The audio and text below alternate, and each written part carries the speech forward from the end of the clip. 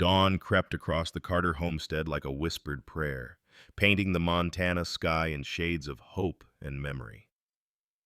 Daniel Carter stood at the kitchen window, his calico-shirted daughter Emma already bustling about the cast-iron stove with the determination of someone far older than her 7 years. "Papa, the coffee's ready," she announced, her small hands wrapped around a tin pot that seemed too heavy for her delicate frame. The kerosene lamp flickered against the morning shadows, casting dancing light across her earnest face. Daniel turned from the window, his heart clenching with the familiar ache of pride mixed with sorrow. Emma moved through their morning ritual with practiced grace, setting out tin cups and yesterday's cornbread, her calico dress already dusted with flour from her efforts. She was growing up too fast, carrying burdens that should have belonged to the woman whose absence still echoed through every corner of their simple home. "Thank you, little one," he murmured, accepting the steaming cup. Outside, the chickens called for their breakfast. But for this moment, father and daughter stood together in the gentle sanctuary of routine, neither speaking of the loneliness that shared their table each morning. Before we continue, please leave a like and let me know which city you're watching from. Now, let's get back to the story. Emma settled across from him at their handmade pine table, her calico dress missing its top button, a detail that tugged at Daniel's heart. Sarah would have noticed that immediately, would have had needle and thread out before breakfast ended. Now such things waited until evening, when his clumsy fingers attempted repairs that never quite matched his wife's delicate touch. "Mrs. Cluckers laid 3 eggs yesterday," Emma announced, spooning cornbread crumbs onto her tin plate. "But Henrietta's feeling poorly. She just sits in the corner looking sad." Daniel studied his daughter's earnest expression, amazed as always by her intuitive understanding of every creature on their small farm. "Maybe she's just having a difficult morning. We all have those." "Do you think she misses someone?" Emma asked, her blue eyes so much like Sarah's fixing on him with uncomfortable perception. "Like we do." The directness of the question caught him off guard. Daniel sipped his coffee, wincing slightly at its strength. Emma always made it too strong, but he'd never had the heart to tell her. "Perhaps. Animals feel things differently than we do, but they understand loss." Emma nodded solemnly, then brightened. "That's why I tell them stories when they're sad. Henrietta likes the one about the brave little mouse." After breakfast, they walked to the chicken coop together, Emma carrying a tin pail of feed while Daniel pumped fresh water at the well. The morning air was crisp with the promise of autumn, and Emma chattered continuously to each hen as she scattered their grain. "Good morning, Beatrice. Don't be greedy now. Constance, there's plenty for everyone." She paused before a particularly bedraggled brown hen huddled in the corner. "Poor Henrietta. You're feeling lonesome again, aren't you?" Daniel watched his daughter crouch down, extending her small hand toward the listless bird. Emma's capacity for compassion never ceased to amaze him. At 7, she possessed an emotional wisdom that humbled him, an ability to sense hurt and respond with pure kindness. "Papa," Emma said, still focused on Henrietta. "When we go to town today for supplies, will there be lonely people there too?" The question hung in the morning air like mist over the creek. Daniel set down the water bucket, studying his daughter's profile. Even at her young age, Emma understood that loneliness wasn't confined to their homestead or barnyard. It existed everywhere, waiting to be noticed by those willing to see. "There are lonely people everywhere, sweetheart," Daniel replied, lifting the heavy water bucket. "That's why it's important to notice them. Like you notice Henrietta." Emma stood slowly, brushing grain dust from her calico dress. "Will we see them at the market today?" "Probably." Daniel carried the water to the chicken trough, watching Emma continue her gentle ministrations to each hen. Markets can be busy places where it's easy to feel invisible, even in a crowd. "That doesn't make sense. Papa, how can you be invisible when there are lots of people around?" Daniel paused, struck by the paradox his 7-year-old had identified. Sometimes the more people there are, the easier it becomes to ignore someone who doesn't fit in. People get caught up in their own business and forget to see others clearly. Emma frowned, processing this concept. That sounds very sad. It is. That's why we need to keep our eyes open and our hearts ready to help. Daniel secured the chicken coop gate, then extended his hand to Emma. Come on, little one. Let's visit Mama before we head to town. They walked hand in hand across the barnyard toward the small rise behind their cabin where Sarah's grave rested beneath a spreading oak tree. Daniel had carved the wooden marker himself, spending weeks ensuring every letter was perfect. Sarah Elizabeth Carter, beloved wife and mother, 1851, 1887. Emma had insisted on planting wildflowers around the base, and even now, late in the season, a few stubborn blooms persisted. Emma released his hand and knelt beside the marker, her small fingers tracing the carved letters. Good morning, Mama. Papa and I are going to town today. I'll tell you all about it when we get home. Daniel removed his felt hat, standing quietly while Emma conducted her one-sided conversation with practiced ease. This morning ritual had begun shortly after Sarah's death 2 years ago, when Emma had announced matter-of-factly that Mama needed to know about their daily plans. Papa says there might be lonely people at the market, Emma continued, settling cross-legged on the grass. Do you think there are lonely people in heaven, Mama, or does being with God make everyone happy all the time? The question caught Daniel unprepared, as Emma's theological inquiries often did. What do you think, sweetheart? I think heaven must be where all the lonely feelings go away, Emma said thoughtfully. But maybe the people there still remember what loneliness felt like, so they're extra kind when they watch over people who are still lonely down here. Daniel knelt beside his daughter, amazed by her capacity to transform grief into hope. That's a beautiful thought, Emma. Do you think Mama watches over the lonely people we might meet today? I believe she does. Daniel's voice roughened slightly. I think she's especially proud when we notice them and try to help. Emma nodded solemnly, then pressed her small palm against the wooden marker. We'll be extra watchful today, Mama. I promise. As they walked back toward the cabin to prepare for their journey to Mercy Creek, Daniel reflected on his daughter's extraordinary gift for compassion. Where other children might see only the surface of things, Emma possessed an intuitive understanding of human suffering that both humbled and worried him. At 7, she carried a wisdom that seemed borrowed from someone much older, as if Sarah's gentle spirit lived on through their daughter's remarkable heart. The morning sun climbed higher, burning off the last traces of mist from the creek that gave their town its name. Soon they would harness the horses and make their way to the weekly market, carrying Emma's profound capacity for noticing the invisible among them.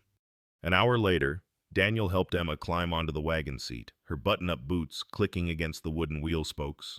Their 2 horses, Duke and Duchess, stood patiently in their traces, breath steaming in the cool morning air. Emma had insisted on bringing her favorite Ragdoll, a store-bought creation that paled in comparison to the lovingly crafted toys they would soon encounter. Tell me about the bridge again, Papa, Emma requested as Daniel settled beside her, taking up the leather reins. Well, Daniel began, guiding the horses down their dusty lane. Old Jeremiah Creek built that crossing back in '74, right after the first settlers arrived. Used pine logs as thick as my waist, and every nail was hammered by hand. Emma listened with rapt attention as the wagon wheels creaked along the rutted road toward Mercy Creek. She never tired of these stories about their small community's brief but colorful history, and Daniel found comfort in sharing tales that connected their family to something larger than their isolated homestead.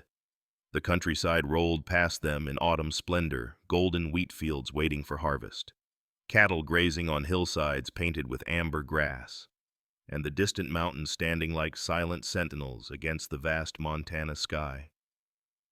Emma, chattering, filled the comfortable silence, pointing out red-winged blackbirds perched on fence posts and exclaiming over a family of deer that bounded across their path.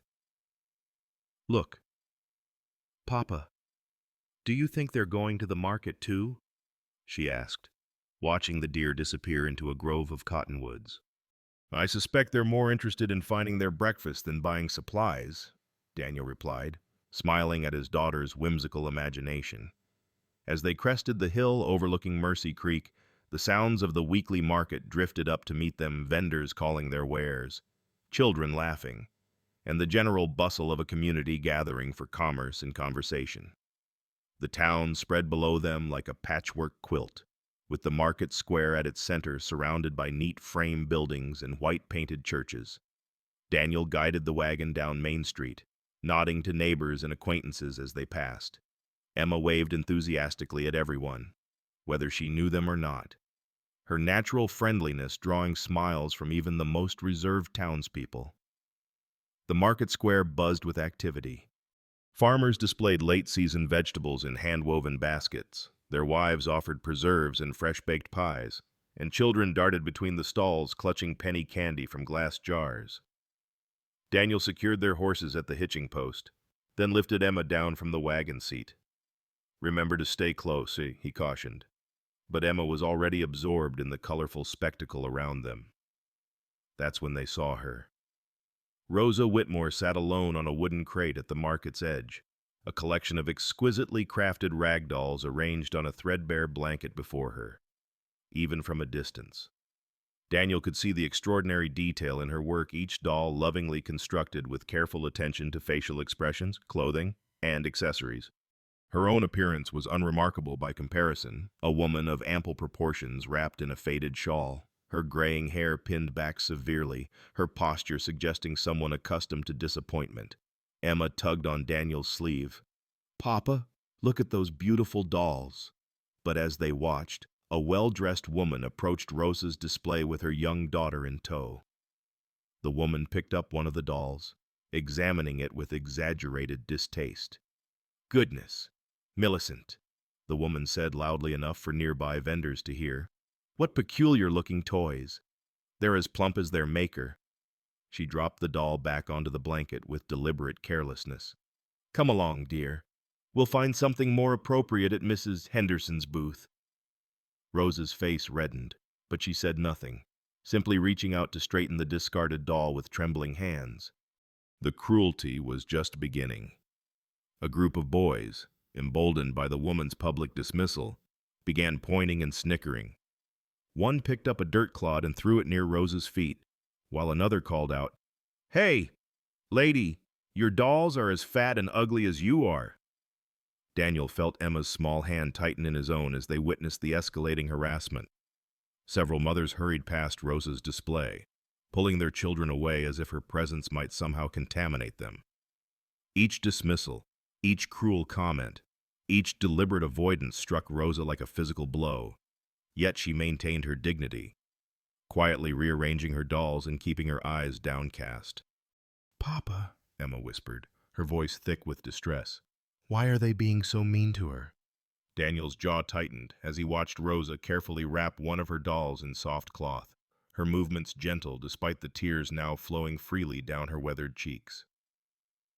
The rag doll was a masterpiece, a chubby-cheeked child with carefully embroidered features and a dress made from tiny scraps of calico. Every stitch spoke of love and patience, of hours spent creating something beautiful for others to cherish. "Sometimes people are cruel to those who are different," Daniel replied quietly, his voice rough with suppressed anger. "It doesn't make it right." A tear fell from Rosa's chin onto the doll in her hands, and something inside Daniel's chest cracked open. This woman, this skilled artisan, being mocked and humiliated reminded him painfully of his own vulnerability, his own fear of judgment as a widowed father trying to raise a daughter alone.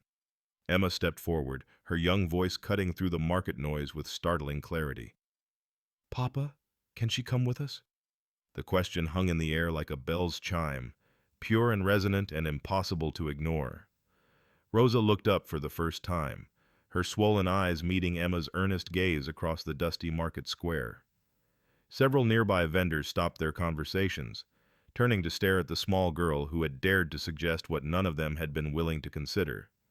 Daniel felt the weight of the moment settling around them like autumn leaves, fragile, significant, and full of the potential for transformation. The silence stretched across the market square like a held breath. Vendors paused mid-transaction, customers turned to stare, and even the children ceased their running games to witness this unexpected moment. Emma's question hung in the air with the weight of moral challenge. Her small voice having accomplished what no adult's intervention had managed, it had made Rosa Whitmore visible. Daniel felt the eyes of the entire community upon them. Mrs. Hartwell, the banker's wife, clutched her reticule tighter and whispered something urgent to her companion. The group of boys who had been tormenting Rosa shuffled their feet uncertainly, suddenly aware that their cruelty had witnesses who might not approve. Even Rosa herself seemed stunned by Emma's directness, her tear-stained face lifting to meet the child's earnest gaze. Daniel crouched down to Emma's level, his hands resting gently on her shoulders. "Sweetheart, that's a very kind thought. But it's not quite that simple. We can't just invite someone we've never met to come home with us." "But Papa," Emma said, her blue eyes unwavering, "you taught me that when we see someone hurting, we should help them. She's hurting, and those people are being cruel. Mama would want us to help her." The invocation of Sarah's name settled the matter in Daniel's heart. His late wife had possessed the same intuitive compassion that now shone from their daughter's face, the same ability to see past surface appearances to the person beneath. Sarah would indeed have wanted them to act. Daniel stood slowly, his decision crystallizing with each step toward Rosa's lonely corner of the market. Behind him, he could hear Emma's button-up boots clicking on the packed earth as she followed, her small hand finding his with complete confidence in his judgment. Rosa watched their approach with the wariness of someone accustomed to disappointment. She clutched one of her ragdolls protectively against her chest, as if shielding it from further mockery. The doll was exquisite, a chubby-cheeked cherub dressed in miniature calico with tiny mother-of-pearl buttons and delicate lace trim. Every detail spoke of countless hours and extraordinary skill. "Ma'am," Daniel said, removing his felt hat respectfully, "I'm Daniel Carter, and this is my daughter Emma. We couldn't help but notice your beautiful work here." Rosa's eyes darted between father and daughter, searching for signs of the cruel amusement that had characterized her other interactions that morning. Finding none, she seemed to shrink further into herself. "They're not selling," she mumbled, her voice barely audible above the market noise. "Nobody wants them." "That's their loss," Daniel said firmly, kneeling to examine the dolls more closely. "I've never seen craftsmanship like this. The detail is extraordinary." Emma stepped forward, her natural fearlessness cutting through Rosa's defensive posture. "They're beautiful, look. Papa, this one has the tiniest buttons. And see how her dress is made from different pieces of fabric all sewn together perfectly. It must have taken forever to make her." Rosa's suspicious expression began to soften as she watched Emma handle the doll with reverent care.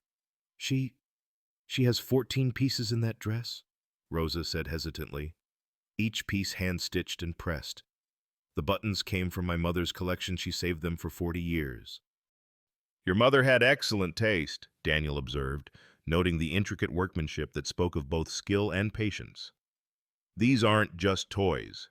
They're works of art." For the first time that morning, Rosa's face showed a flicker of pride. "I make each one different. No two are alike. Each has her own personality, her own story." Emma had discovered a doll with auburn ringlets and a green dress. "What's this one's story?" "That's Margaret," Rosa said, her voice growing stronger. "She's brave and adventurous. She dreams of traveling to faraway places and having grand adventures. But she's also very kind to smaller children and animals." Daniel watched the transformation in Rosa as she spoke about her creations. The defensive hunch to her shoulders straightened, her voice gained confidence, and her eyes lost some of their wounded wariness. This was clearly a woman who had found purpose and meaning in her craft, despite the world's cruel dismissal of both her and her work. "Mrs. Daniel paused, realizing he didn't know her name. "Whitmore," Rosa supplied. "Rosa Whitmore. I was married to Thomas Whitmore. He passed 3 winters ago." "I'm sorry for your loss," Daniel said with genuine sympathy. "It's not easy, carrying on alone." Something in his tone must have conveyed his own experience with grief, because Rosa's guarded expression softened further. You speak as one who knows. My wife Sarah died 2 years ago. It's just Emma and me now. Understanding passed between them, the silent recognition shared by those who had loved and lost, who understood the peculiar loneliness of surviving when half of yourself had been buried. Emma, oblivious to the adult undercurrents of grief, continued examining the dolls with undiminished enthusiasm. Mrs. Whitmore, do you live here in town? I have a small room above the millinery shop, Rosa said quietly. I take in mending when I can find it. But people... She gestured helplessly at her rejected wares. Daniel made his decision. Mrs. Whitmore, I have some torn work clothes that need proper mending.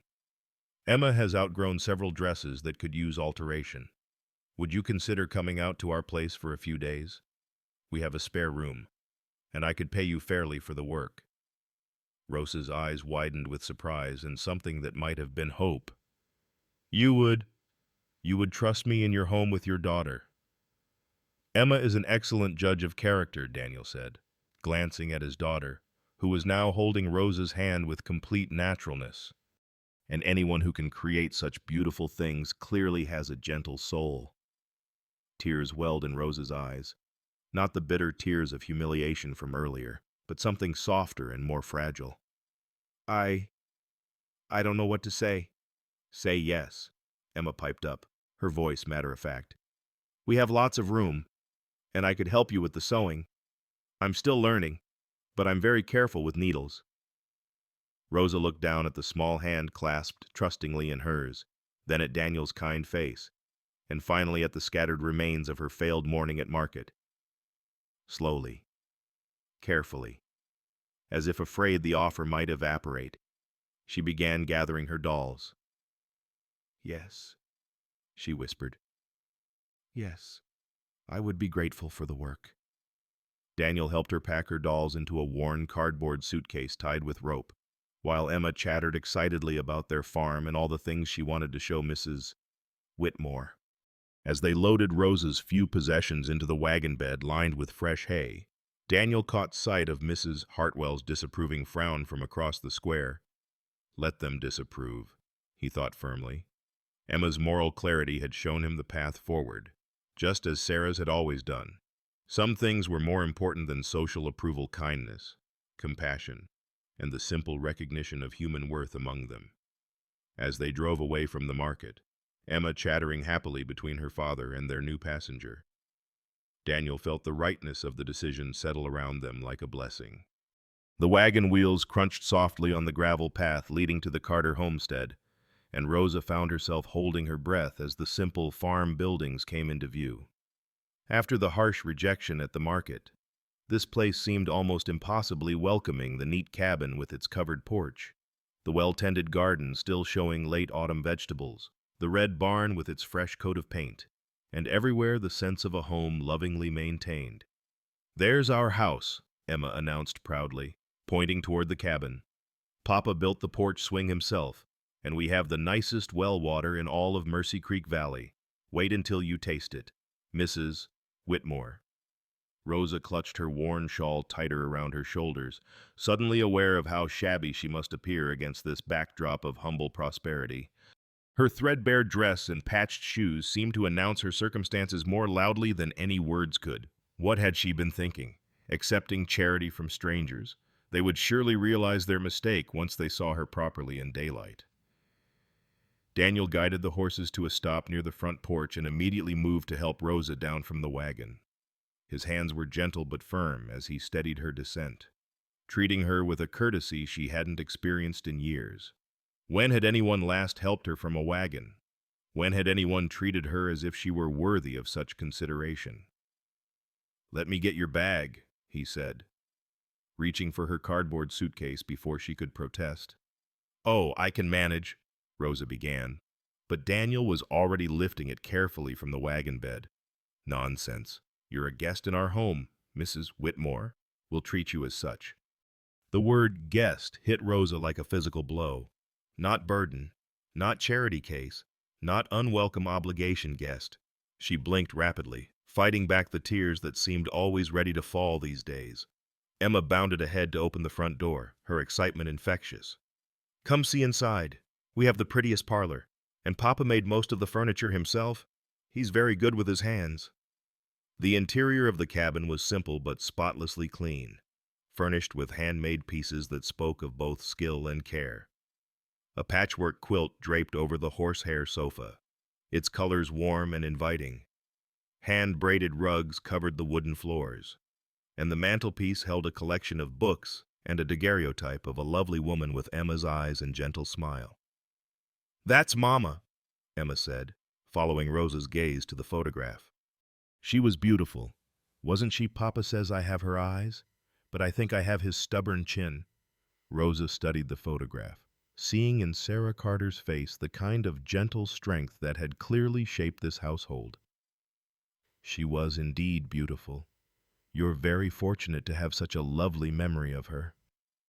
"The guest room is just here," Daniel said, opening a door off the main hallway.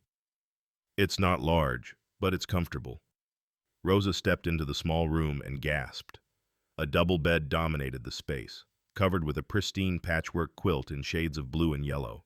A china wash basin and pitcher sat on a small table beside the single window, which looked out over Emma's flower garden. A wooden rocking chair occupied one corner, and a coal oil reading lamp waited on the bedside table. This is beautiful," Rosa whispered, running her fingers along the quilt's careful stitching. "I've never...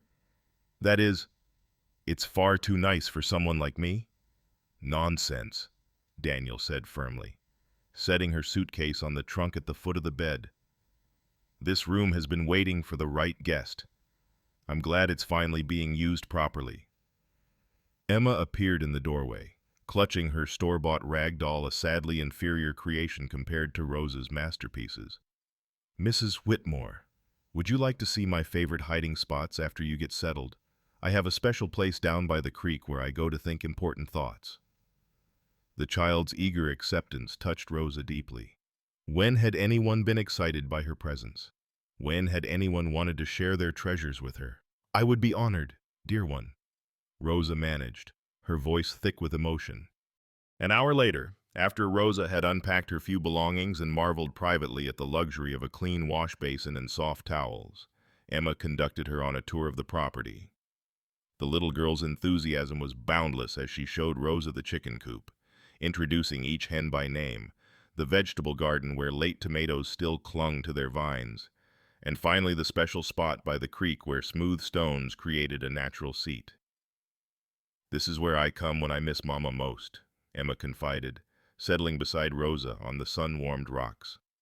"The water sounds like whispers, and sometimes I pretend Mama is telling me stories about heaven." Rosa found herself deeply moved by the child's simple faith and openness. "That sounds like a very comforting place to visit when your heart is heavy." "Does your heart get heavy sometimes, Mrs. Whitmore?" "Often," Rosa admitted. "Since my Thomas died, it seems to stay heavy most of the time." Emma nodded seriously. "Papa's heart was very heavy for a long time after Mama went to heaven, but it's getting lighter now. Maybe yours will too." As evening approached, Daniel called them in for supper. The hand-carved dining table was set with real china delicate cups and saucers that caught the light from the coal oil lamp. Rosa stared at her place setting with something approaching panic. She hadn't eaten from proper china in years, hadn't been treated as worthy of such consideration. When Daniel ladled beef stew into her bowl, Rosa's hands trembled as she lifted the delicate china cup to taste the coffee Emma had proudly prepared. The cup rattled against the saucer, betraying her nervousness, and she set it down quickly, mortified by her clumsiness. "The coffee's a bit strong," Daniel said kindly, pretending not to notice her distress. "Emma's still learning the proper proportions, but her enthusiasm makes up for any shortcomings." "I like it strong," Emma declared. "It tastes more important that way." During the meal, Rosa found herself gradually relaxing as Daniel and Emma included her naturally in their dinner conversation. She shared small details about her life, how she had learned to sew from her mother, how Thomas had encouraged her doll making even when others thought it frivolous, how she had struggled to make ends meet since his death. When supper ended, Rosa automatically began clearing the dishes, but Daniel gently took the plates from her hands. "You're our guest. Mrs. Whitmore, please sit and rest." "But I must do something to earn my keep," Rosa protested. "I can't simply accept your kindness without contributing something in return." "You've already contributed more than you know," Daniel said quietly. "Emma hasn't been this animated in months. Your presence is a gift to both of us."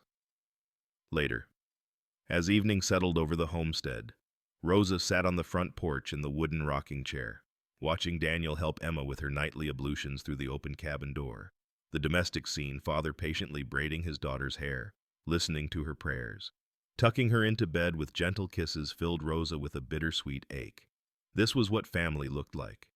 This was the kind of love she had glimpsed briefly with Thomas, the kind of belonging she had never quite managed to create for herself. And now, inexplicably, she was being invited to witness it, perhaps even to become part of it. The night air carried the scent of autumn leaves and wood smoke from the cabin's chimney. Somewhere in the distance, a whippoorwill called its lonely song, but Rosa no longer felt entirely alone in answering it. For the first time in years, she was surrounded by warmth and kindness, treated as if her presence mattered. As Daniel emerged onto the porch and settled in the chair beside hers, Rosa felt the first tentative stirring of hope in her weary heart. Perhaps, just perhaps, she might finally have found a place where she could belong. The next morning dawned crisp and clear, with frost painting delicate patterns on the cabin windows. Rosa woke before sunrise, unused to the luxury of sleeping until her body naturally stirred rather than being jolted awake by the millinery shop's early customers or the boarding house's thin walls. For a moment, she lay still in the comfortable bed, listening to the unfamiliar sounds of a peaceful household, Daniel's quiet movements in the kitchen below, the gentle lowing of cattle in the distant pasture, and Emma's soft breathing from the adjacent room.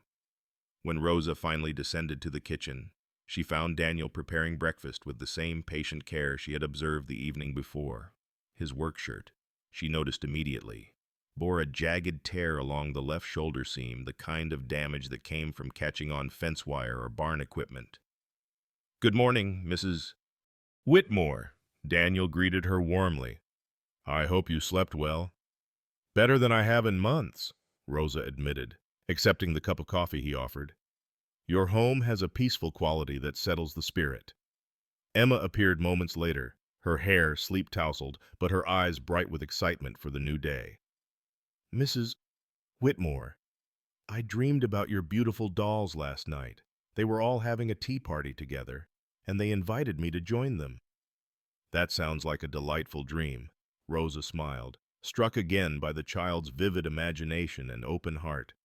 As they sat down to breakfast, flapjacks with real maple syrup and bacon fried to crispy perfection, Rosa's eyes kept returning to the tear in Daniel's shirt. The damage was significant, running nearly 4 inches along the seam, but the fabric itself was good quality cotton that would mend beautifully with the proper attention. "Mr. Carter," she said hesitantly, "I couldn't help but notice the tear in your shirt. If you have needle and thread, I could mend it for you. It's the least I can do to begin earning my keep here." Daniel glanced down at the damaged garment, having apparently forgotten about it in the rush of morning chores. "This old thing, I've been meaning to ask Mrs. Henderson in town if she could patch it, but there never seems to be time." "Please," Rosa insisted, "let me do it. I brought my sewing basket, and I have thread that should match perfectly." An hour later, Rosa sat in the parlor's best light, her sewing basket open beside her chair, examining the torn shirt with the focused attention of a master craftsman. The basket itself told the story of her skill: pearl-headed pins arranged by size, spools of silk thread in every conceivable color, a silver thimble worn smooth by years of use, and brass scissors that gleamed with careful maintenance. Emma perched on a small stool nearby, fascinated by the array of tools and supplies. "You have so many different colored threads. How do you know which one to use?" "The secret," Rosa explained, holding up several spools against the shirt fabric, "is to match not just the color, but the weight and texture of the original thread. See how this one is slightly heavier. It would create puckering. But this one, she selected a spool of cotton thread in a shade that seemed to perfectly match the shirt's weave. This will disappear completely into the fabric. Rosa threaded her needle with practiced efficiency, then began the meticulous work of preparing the torn edges. She trimmed away frayed threads, aligned the fabric grain, and began creating a repair that would be stronger than the original seam. "Oh," Emma gasped as Rosa's needle moved with swift precision. "You make it look like magic." "It's not magic, dear one. Just patience and practice. Would you like to learn some basic stitches?" Emma's eyes lit up with enthusiasm. "Could I? Papa says I'm old enough to learn useful skills, but he doesn't know much about sewing." Rosa felt a warm glow of purpose as she retrieved a piece of practice cloth and a blunt needle from her basket. "We'll start with a simple running stitch. Here, hold the needle like this, not too tight, or your hand will cramp." For the next hour, Rosa patiently guided Emma through the fundamentals of needlework, her natural teaching instincts emerging with each gentle correction and word of encouragement. The child was eager but clumsy, her small fingers not yet coordinated enough for fine work. But Rosa remembered her own early frustrations and offered nothing but praise for Emma's earnest efforts. "Look, Mrs. Whitmore." Emma held up her practice cloth, beaming with pride at the crooked but determined line of stitches. "I did it." "You certainly did, and very well for your first attempt," Rosa assured her. "With practice, your stitches will become smaller and more even. But the important thing is that you're learning to create something beautiful with your own hands." Yeah, they were so absorbed in the lesson that neither noticed Daniel's return from the morning chores until he cleared his throat softly from the doorway. Rosa looked up to see him watching them with an expression of wonder and something deeper, perhaps gratitude for seeing his daughter engaged with feminine guidance she had been missing. "Don't mind me," he said quietly. "I was just admiring the teacher and her student." Rosa felt a flush of pleasure at the compliment, her confidence growing under his appreciative gaze. "Emma is a natural student. She listens carefully and isn't afraid to try again when something doesn't work perfectly the first time." "That sounds like her mother," Daniel said softly. Sarah had the same determined spirit. Emma beamed at the comparison, then held up her practice cloth for her father's inspection. "Look, Papa, I'm learning to sew like Mama did." Daniel examined his daughter's work with exaggerated seriousness. "Very impressive. Little one, your mama would be proud."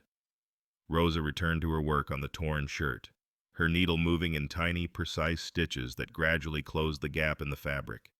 She reinforced the repair with a technique called French seaming, creating a join that would actually be stronger than the original construction.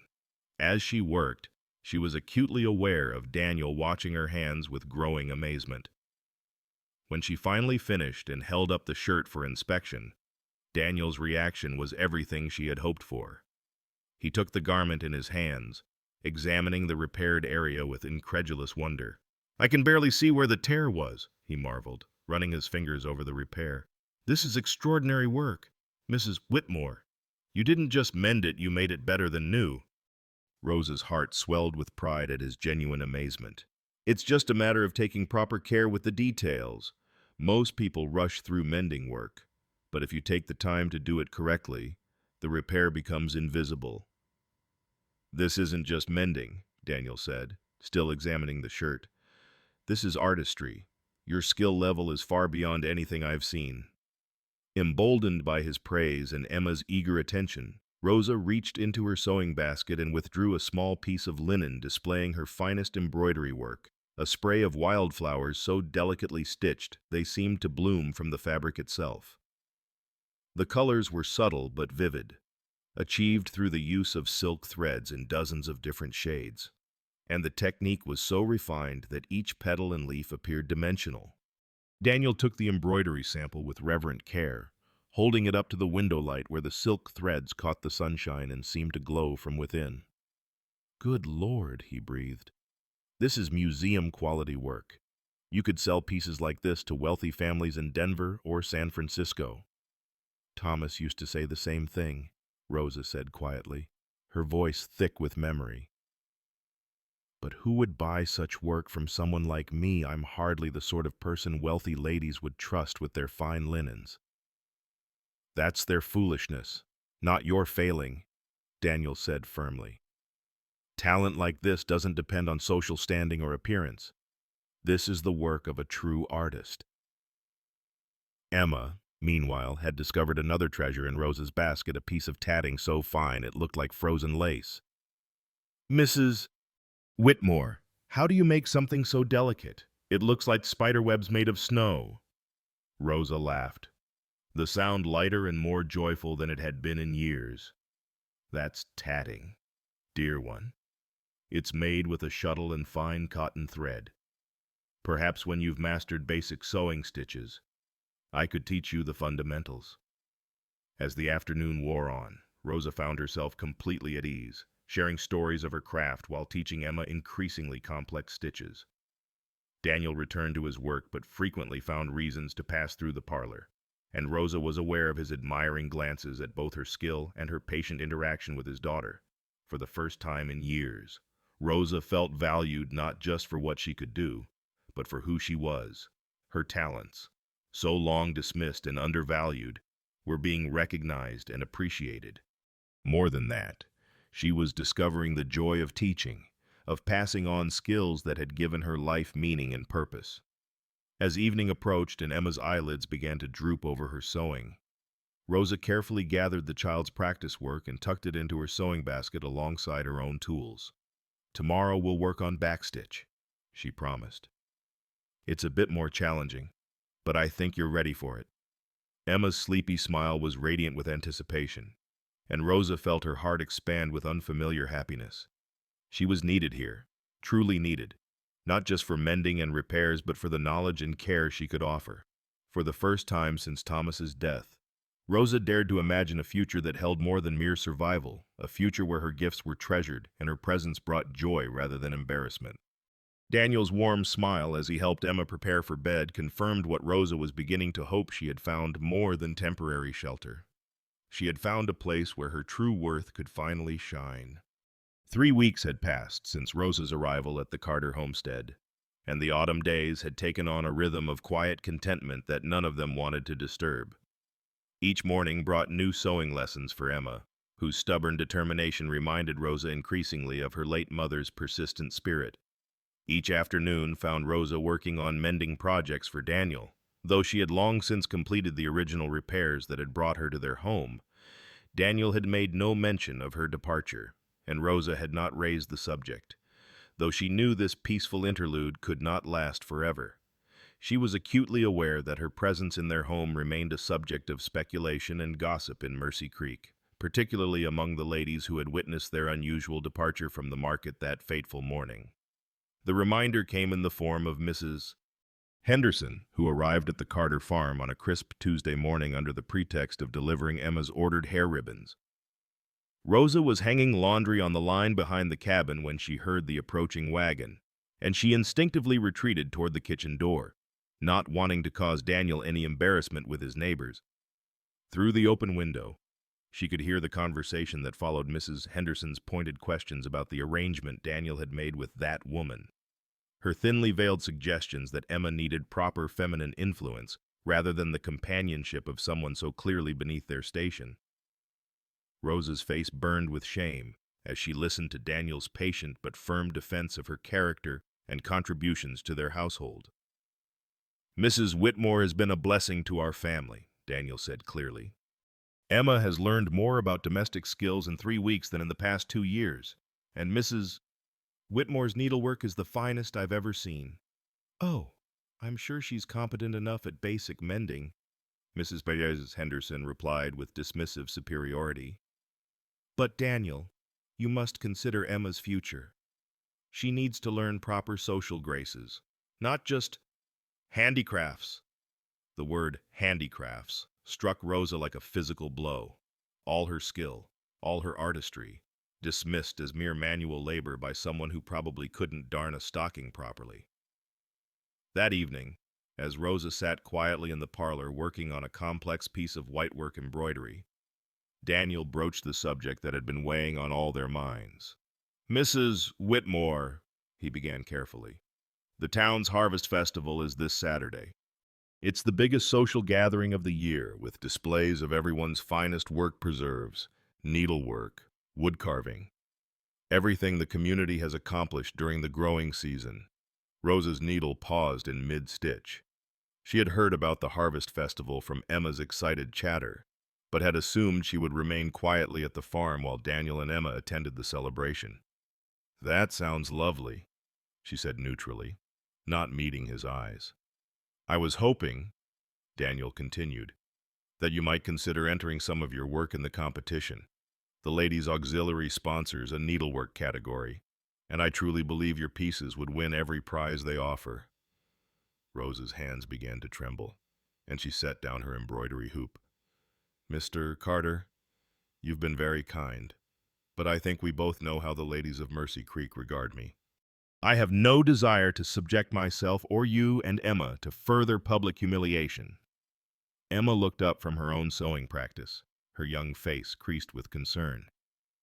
"But Mrs. Whitmore, your dolls and embroidery are so much prettier than anything I've seen in the shops. Don't you want people to see how talented you are?" "Sometimes, dear one, people aren't interested in talent when it comes from the wrong sort of person," Rosa said gently, trying to spare the child the harsh realities of social prejudice. "That's exactly why we need to go," Daniel said with sudden intensity, "not to prove anything to them, but to give them the chance to see what they've been missing. Your work speaks for itself, Mrs. Whitmore. Let it speak." The conversation continued through the following days, with Emma adding her enthusiastic support to Daniel's gentle persuasion. Finally, on Friday evening, Rosa found herself agreeing to attend the festival not to compete.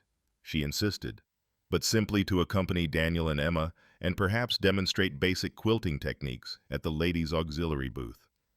Saturday morning dawned bright and clear, perfect weather for the harvest celebration. Rosa dressed in her one good dress, the faded blue wool she had worn to church, but Emma insisted on lending her a hair ribbon, and Rosa's own careful mending had restored the garment's dignity, if not its original color. The festival grounds buzzed with activity as families arrived in decorated wagons, carrying displays of their finest accomplishments. Booths lined the town square, draped with autumn bunting and filled with everything from prize-winning vegetables to hand-carved furniture. The air rang with laughter, conversation, and the distant sound of fiddle music from the dancing platform. Rosa carried her sewing basket and a small collection of her finest pieces, her stomach churning with nervous anticipation. Daniel had insisted on bringing her quilting frame, a simple pine construction that Thomas had built for her years ago, and Emma clutched a carefully wrapped bundle containing Rosa's most exquisite ragdolls. The Ladies' Auxiliary booth was supervised by Mrs. Hartwell, the banker's wife whose disapproval Rosa had felt so keenly at church. The woman's expression grew visibly cooler as Daniel approached with Rosa in tow. "Mrs. Hartwell," Daniel said pleasantly, "I'd like you to meet Mrs. Rosa Whitmore. She's kindly agreed to demonstrate quilting techniques for anyone who might be interested." Mrs. Hartwell's eyes swept over Rosa with barely concealed disdain. "How thoughtful. I suppose we could find a corner where she might display her work without disrupting the main exhibits." Rosa felt her confidence wavering under the woman's cold reception, but Daniel's encouraging presence and Emma's eager support gave her the strength to begin setting up her modest display. She arranged her quilting frame in the designated corner, spread cotton batting over the stretched fabric, and began the rhythmic process of creating tiny, perfectly even stitches. At first, only Emma watched with rapt attention, but gradually other children began to gather, drawn by Rosa's patient explanations and the mesmerizing precision of her needlework. She spoke softly about the history of quilting patterns, the significance of different color combinations, and the mathematical precision required to create perfectly aligned blocks. "Each stitch must be exactly the same size," she explained to a circle of fascinated young faces, "and spaced evenly to create the overall pattern. See how these 12 stitches to the inch create this beautiful texture." A few mothers drifted over to supervise their children, and Rosa heard their surprised whispers as they observed the extraordinary quality of her work. Her stitches were indeed 12 to the inch, a level of precision that even the most accomplished seamstresses struggled to achieve, and her color sense was flawless. Emma, meanwhile, had begun showing Rosa's Ragdolls to other children, explaining with proprietary pride how each doll was unique, and telling the stories Rosa had shared about their individual personalities. The dolls passed from hand to hand, generating exclamations of delight at their lifelike faces and exquisite clothing. "Mama, look at this one," a young boy called to his mother, holding up one of Rosa's cherub-faced dolls. "Her dress has real buttonholes, and her hair feels soft like a real baby's." The mother approached reluctantly, clearly prepared to discourage her son's interest, but her expression changed dramatically as she examined the doll more closely. The craftsmanship was undeniable, from the carefully sculpted features to the miniature garments with their perfect proportions and invisible seams. "My goodness," she murmured, turning the doll to examine its construction. "This is extraordinary work. Where did you acquire such a piece?" "Mrs. Whitmore made her," the boy said proudly. "She makes all different kinds, and they all have names and stories." By afternoon, a substantial crowd had gathered around Rosa's quilting frame, watching in fascination as her needle moved with mechanical precision through the layers of fabric and batting. She had relaxed into her element, her natural teaching instincts overcoming her social anxiety as she shared techniques passed down through generations of needlewomen. "The secret to perfect points," she explained while demonstrating the assembly of a complex star pattern, "is to stitch exactly 1/4 inch from the edge, no more, no less, and see how I press each seam before adding the next piece. That's what creates the crisp, flat finish." Several ladies had begun taking notes, and Rosa noticed that even Mrs. Henderson was listening with grudging attention. Most surprising of all, Mrs. Hartwell herself had moved closer, her disapproving frown gradually replaced by professional interest. "Mrs. Whitmore?" Mrs. Hartwell interrupted during a pause in Rosa's explanation. "Might I examine some of your finished pieces?" Rosa's hands trembled slightly as she unwrapped her finest work. A table runner featuring an intricate feathered star pattern executed in silk thread on finest linen. The piece represented months of evening work, each feather carefully shaded to create the illusion of depth and movement. Mrs. Hartwell took the runner with obvious reluctance, but her expression transformed as she studied Rosa's technique. The stitching was so fine it was nearly invisible, the tension so perfectly controlled that the fabric lay completely flat without puckering or distortion. "This is—" Mrs. Hartwell's voice caught slightly. "This is museum-quality work. I've never seen anything comparable outside of the finest European collections." A hush fell over the assembled crowd as the most socially prominent woman in Mercy Creek publicly acknowledged Rosa's extraordinary skill. Mrs. Hartwell continued her examination, her fingers tracing the delicate patterns with growing amazement. "Mrs. Whitmore," she said finally, her voice carrying across the suddenly quiet booth, "I owe you an apology. We have been terribly unfair in our judgment. Your work is magnificent, the finest needlework I've encountered in 30 years of collecting. We would be honored to have you teach classes for the Ladies' Auxiliary, if you would consider such a position." Rosa's eyes filled with tears as applause began to ripple through the crowd. Other women pressed forward to examine her work, offering commissions and requesting lessons. The transformation was miraculous, from social outcast to celebrated artisan in the space of a single afternoon. Daniel's proud smile and Emma's beaming face told Rosa that this moment marked more than just professional recognition. It represented her complete acceptance into the community that had once rejected her, the vindication of her worth as both artist and human being. As the festival wound down and families began loading their wagons for the journey home, Rosa found herself surrounded by new friends and admirers, her appointment book filled with teaching engagements and custom orders. The harvest celebration had indeed provided a harvest for her, not of crops, but of respect, opportunity, and belonging. "I told you," Emma whispered as they packed Rosa's display materials. Your hands really do make magic." Rosa smiled through her happy tears, finally understanding that the magic had always been there. It had simply taken the right community and the right family to recognize its worth. 3 months had passed since the Harvest Festival, and winter's grip was finally loosening its hold on the Montana countryside. Rosa stood at the kitchen window of what she now thought of as home, watching the first tentative signs of spring emerge from beneath the retreating snow. Crocuses pushed through the earth near Emma's beloved flower garden, and the bare branches of the oak tree above Sarah's grave showed the faintest hint of budding green. Today was Emma's 8th birthday, and Rosa had risen before dawn to prepare a celebration worthy of the remarkable child who had changed both their lives so completely. The kitchen table bore the fruits of her early morning labor, a 3-layer cake with real butter frosting. Decorated with rosettes she had piped with the careful attention to detail that characterized all her work. Mason jars of preserved peaches from last autumn's harvest gleamed like amber jewels in the morning light, and fresh baked bread cooled on the windowsill. "Rosa," Emma's voice carried down the stairs, using the familiar name that had replaced the formal Mrs. Whitmore somewhere during those first magical weeks.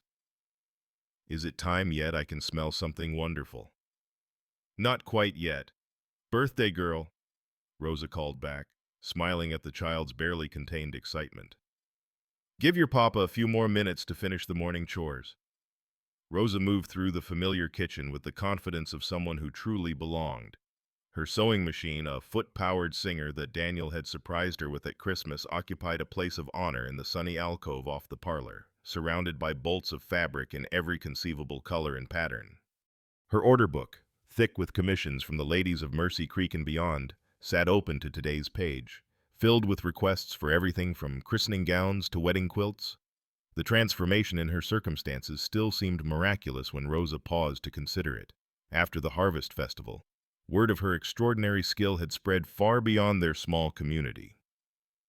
Ladies from Denver had written requesting custom work, and the territorial governor's wife had commissioned a complete set of table linens for the mansion in Helena. More importantly, Rosa had been formally appointed as instructor for the ladies' auxiliary needlework classes, a position that carried both respect and a steady income. Daniel appeared in the kitchen doorway, his hair damp from washing at the pump, wearing the wool socks Rosa had knitted for him during the long winter evenings. "Happy birthday preparations seem to be well in hand," he observed, his eyes taking in the elaborate breakfast spread with appreciation.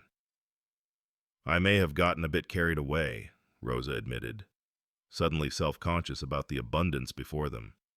"But 8th birthdays only come once." "Emma will be delighted," Daniel assured her. "She's been chattering about this day for weeks.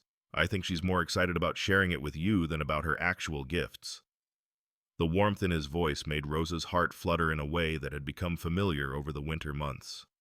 Their relationship had evolved gradually from guest and host to something deeper and more complex, a partnership built on mutual respect, shared responsibility for Emma's welfare, and an affection that grew stronger with each passing day. Emma burst into the kitchen at that moment, her nightgown replaced by her finest dress, a blue calico that Rosa had sewn for her during the previous month.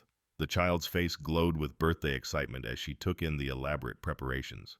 "Rosa, you made my favorite cake, and look at all those beautiful rosettes." Emma clapped her hands together in delight. "It's the most wonderful birthday breakfast ever." "Wait until you see what your papa made for you," Rosa said, glancing meaningfully at Daniel. Daniel's woodworking project had been conducted in secret in the barn for the past month. A child-sized rocking chair crafted from cherry wood and cushioned with a seat pad Rosa had embroidered with Emma's initials, surrounded by tiny wildflowers. After breakfast and the presentation of gifts, neighbors began arriving for the birthday celebration that had become an annual tradition. Rosa watched with quiet satisfaction as Mrs. Hartwell embraced her warmly, followed by Mrs. Henderson and a dozen other ladies who now counted her among their closest friends. The social isolation that had defined her life for so many years seemed like a distant memory, replaced by genuine community and belonging. "Rosa, dear," Mrs. Hartwell said, settling beside her at the kitchen table, "I wanted to discuss the spring quilting bee." We're hoping you'll agree to demonstrate the cathedral windows pattern. I know it's quite complex, but your instruction is so clear that I believe even our novice quilters could master it. Rosa found herself agreeing to teach increasingly advanced techniques, her confidence in her abilities finally matching the skill she had always possessed. The ladies of Mercy Creek had become not just clients, but true friends, women who valued her expertise and sought her counsel on matters both practical and personal. As afternoon wore on, Emma opened her gifts with characteristic grace, thanking each giver sincerely before moving to the next carefully wrapped package. Her favorites, Rosa was pleased to note, were the handmade items: a set of embroidered handkerchiefs from Mrs. Henderson, a crocheted shawl from Mrs. Hartwell, and a collection of hair ribbons that Rosa had tatted during the quiet winter evenings.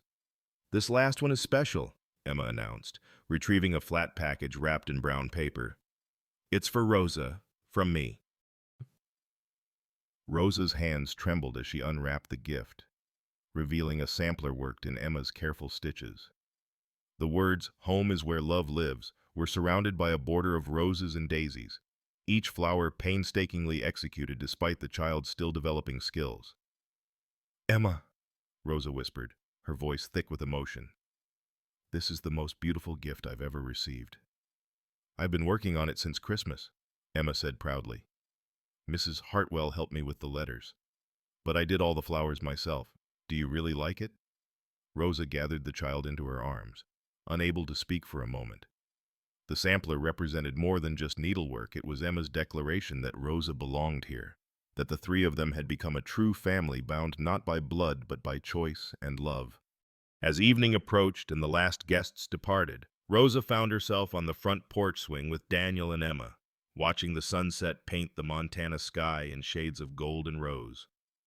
Emma dozed between them, exhausted by the excitement of her special day, while the adults sat in comfortable silence. "Rosa," Daniel said quietly, his voice carrying a note of formality that caught her attention, "I've been meaning to discuss something with you." Rosa felt her heart skip, wondering if the moment she had been both hoping for and dreading had finally arrived. Was he planning to suggest she find more permanent lodging now that she was financially secure? The thought of leaving this haven of peace and love filled her with panic. "The truth is," Daniel continued, his eyes fixed on the distant mountains, "this arrangement we've fallen into, it feels more like a real family than anything Emma and I have known since Sarah's death. You've brought joy and completeness to our lives that I never expected to find again." Rosa held her breath, afraid to hope for what his words seemed to promise. "What I'm trying to say," Daniel turned to face her directly, "is that I hope you'll consider making this your permanent home, not as our guest or employee, but as, well, as the heart of our family. Emma needs you, and if I'm being honest, so do I." Rosa's eyes filled with tears as she looked down at Emma's peaceful face, then back at Daniel's earnest expression. "I can't imagine being anywhere else," she whispered. "This is my home. You and Emma are my family, the only real family I've ever known." Daniel's smile was radiant in the fading light. "Then it's settled. We'll make it official legally. I want Emma to know that you'll always be here, that she'll never have to wonder if you might leave." As the stars began to appear in the darkening sky, Rosa reflected on the miraculous journey that had brought her to this moment. Less than 6 months ago, she had been a lonely widow, dismissed and scorned by the very community that now embraced her. The Ragdolls that had once been mocked were now treasured by children throughout the territory, and her needlework was sought after by ladies of fashion and refinement. More importantly, she had found her place in the world not as someone barely tolerated on its edges, but as the cherished center of a loving family. Emma stirred in her sleep, unconsciously reaching for Rosa's hand, and Rosa felt her heart overflow with gratitude for the child's pure wisdom that had seen past society's prejudices to the love underneath. Daniel's hand found hers in the darkness, warm and steady and full of promise for all the tomorrows they would share. On the horizon, the first stars of spring shone with steady light, and Rosa knew with absolute certainty that she was finally, completely, and forever home. "Thank you," she whispered to the night sky, to Sarah's memory, and to the mysterious grace that had led a lonely child to ask the most important question of all, "Can she come with us, Daddy?" The answer, written in the love that surrounded them now, would always be yes. Rosa Whitmore's transformation from scorned outcast to beloved community member teaches us that true worth lies not in appearances or social standing, but in the kindness we offer and the love we share. Her story reminds us that families are built not just through blood, but through choice, compassion, and commitment to one another's well-being. Daniel Carter's decision to extend grace to a stranger, guided by his daughter's innocent wisdom, demonstrates how small acts of courage can create ripples of healing that extend far beyond what we imagine. Emma's simple question, "Can she come with us, Daddy?" became the catalyst for profound change in 3 lives and an entire community. The Harvest Festival's dramatic reversal shows us that prejudice often blinds us to extraordinary gifts hidden in plain sight. Rose's exceptional talents had always existed. What changed was the community's willingness to look beyond their assumptions and recognize true artistry. This story celebrates the healing power of belonging, the strength found in chosen family, and the truth that every person carries gifts worthy of recognition and respect. In a world that often judges quickly and harshly, we are reminded that kindness creates possibilities for transformation that extend far beyond our immediate understanding. Have you ever been dismissed or underestimated like Rosa was at the market, only to prove others wrong later? What helped you persevere through that experience?